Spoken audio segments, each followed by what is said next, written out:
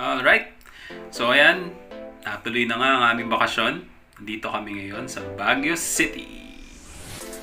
Siyempre, una naming stop ang Burnham Park. Kailangan merong mandatory taho na strawberry flavor at ubi flavor dyan.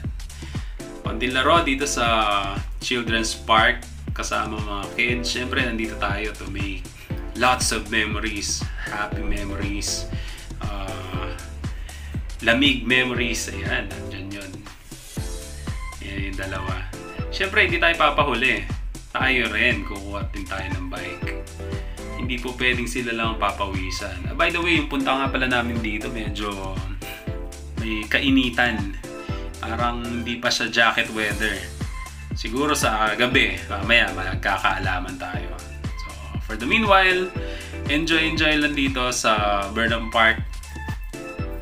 Gamit ang mga go-karts na to. Ayan. Oh, ayan si Roan. Oh. Ngayon lang yung pinawisan kasi wala namang ganyan dito sa Hagonoy. Oh, ayan. Palit naman tayo. Hindi po pwedeng ako lang papawisan dito. Pagod na kami. Pagod na mag-bike at saka maglaro doon sa Children's Park. Ngayon kakain tayo sa dito sa sikat sa Baguio, malapit sa Burnham. Dito sa Good Taste, kung tama man yung pangalan na yun. Balik ulit tayo doon. Gutom na kami. Ito yung pila. Ayan. Daig pa yung Blockbuster. Ayan. Pila. Pila pa rin. Hanggang doon sa likod. Hanggang doon. So pila pa rin. Pila. Pila pa rin dyan. Happy palit tao. Sobra. Tapos dito kami sa dulo. Ayan. Siyempre dahil gutom na kami, hindi na namin antayin yung pila. Pumunta na kami kung saan man kami bilis makakakain. Dito kami sa SM. Okay. By the way, birthday din nga pala ito ng birthday celebration din ng bunso namin. Ito yung kanyang 7th birthday. Wala kasi kami naging sa kanya special celebration dahil nga pupunta kami dito sa Baguio. Yeah. So dito namin siya bibilan. Hi! Eto, pagod na. So babalik muna kami ngayon sa accommodation namin sa may Luknab. Matutulog tapos mamaya lakad tayo ulit. Pero naibili namin ng regalo itong birthday boy namin. Hi! Kakagising lang namin. Kumain na rin kami ng early dinner. Very early dinner. Ngayon pupunta kami sa The Mansion kasi nasa likod lang doon namin ang The Mansion. Pero medyo may konting hike sa taas. So ito, naglalakad pa rin. Enjoying the view. Hindi nila alam 1 kilometer pa yung layo. At ito na nga, wala naman sumuko sa lakaran namin. Narating naman namin ang The Mansion after 30 minutes of hiking. So, picture-picture dito sa kanilang fountain. Ayan. Enjoying the view, enjoying the smell of Baguio. Ayan. Tsaka itong fountains, maganda pala to.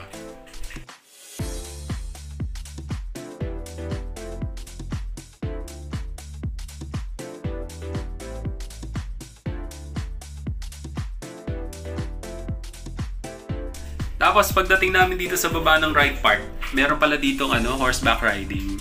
Siyempre, si Roan ayaw sumakay, natatakot, ayaw daw niya malaglag.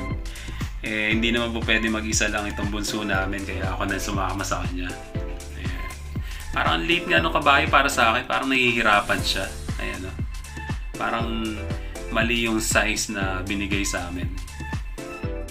Kumuha lang kami ng 30 minutes na horseback riding.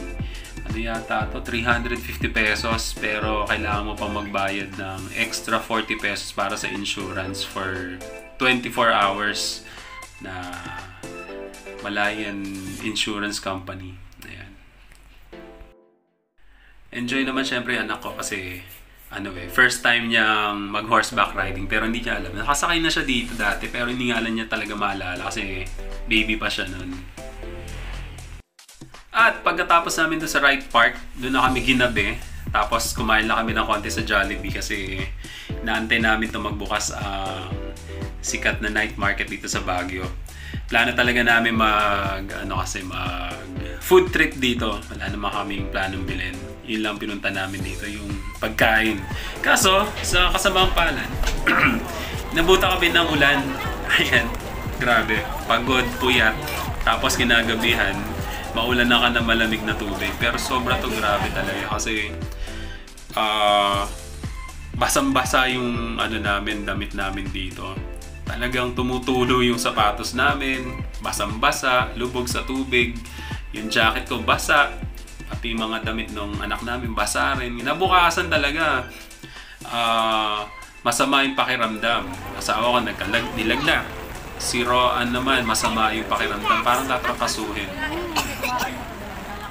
Pero syempre, kahit na nangyari yun, nag-enjoy pa rin naman kami kasi sama-sama kami. Wala namang naging nagtuloy na sakit sa amin. Kailangan lang pahinga.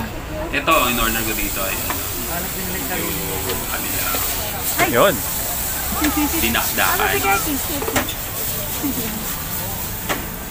Spicy pa po, bossing? Konti lang. Ayun, boss, palag na? Sige. Palag na. Ito nga pala yung inabutan namin dito sa accommodation namin.